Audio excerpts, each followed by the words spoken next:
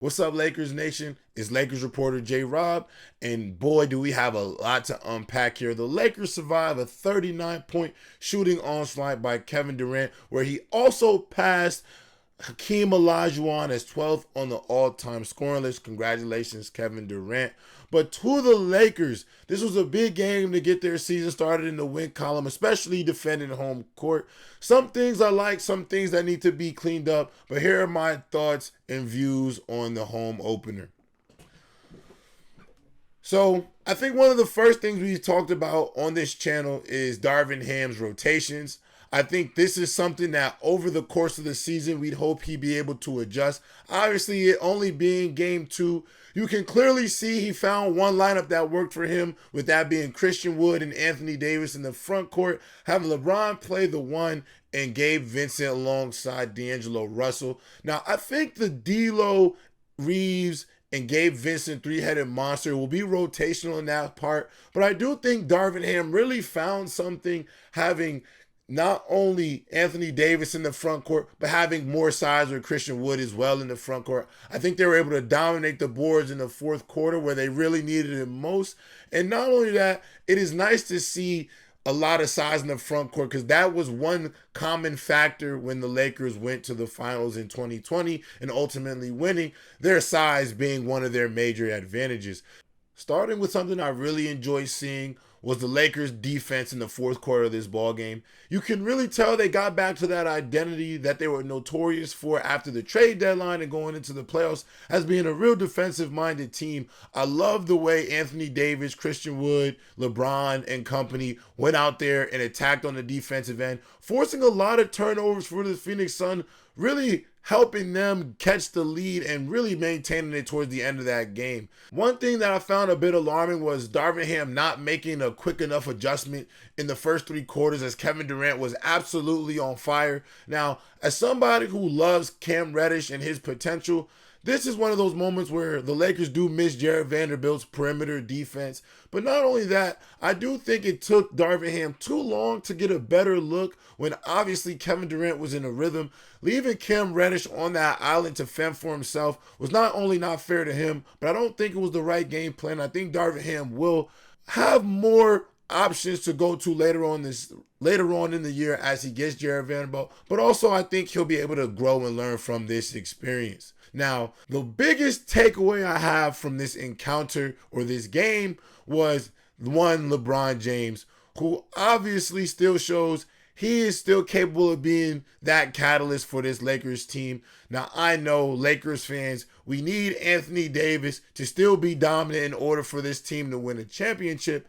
However, LeBron James in the last 2 to 3 minutes of this game completely took over.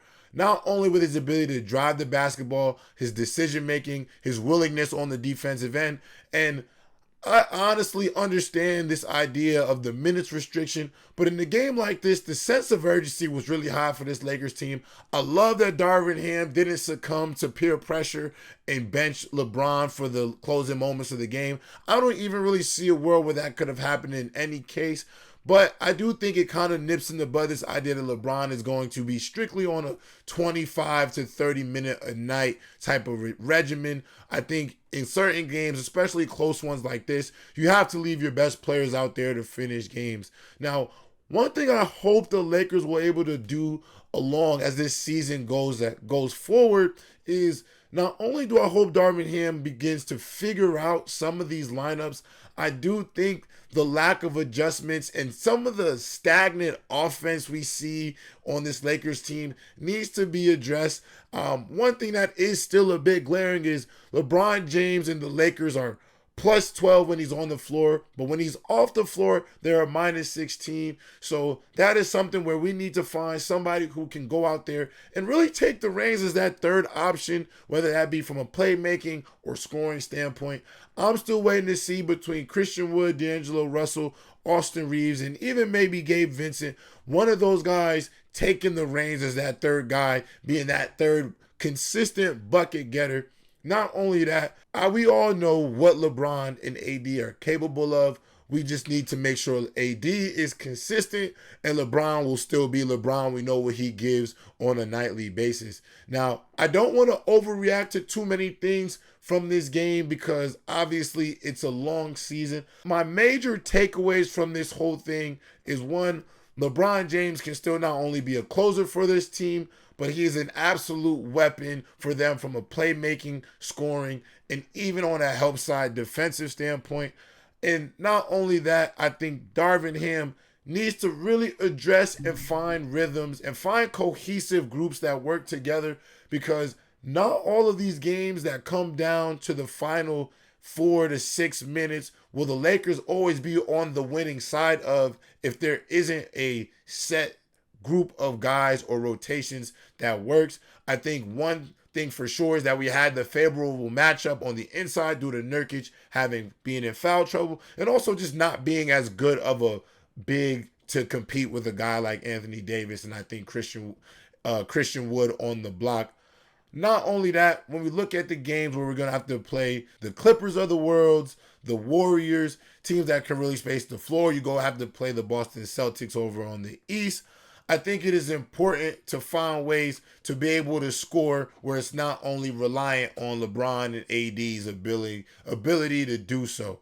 But with that being said, I don't think the Lakers should be in any type of panic modes or anything like that. I think this win is going to pay dividends in the long run. I think it was great for the morale of the team to see LeBron take over at the end of a game like that. It was great to see Anthony Davis score in the second half for those who overreacted about that as well. But I think this team will be just fine. It is a long season, and don't forget, the Lakers still are missing their best perimeter defender in Jarred Vanderbilt, who I'm still curious to see how he's upped his game over the summer. That can also be a very good piece for them on the perimeter. But don't be alarmed. I know there were some things that were a bit, worrisome.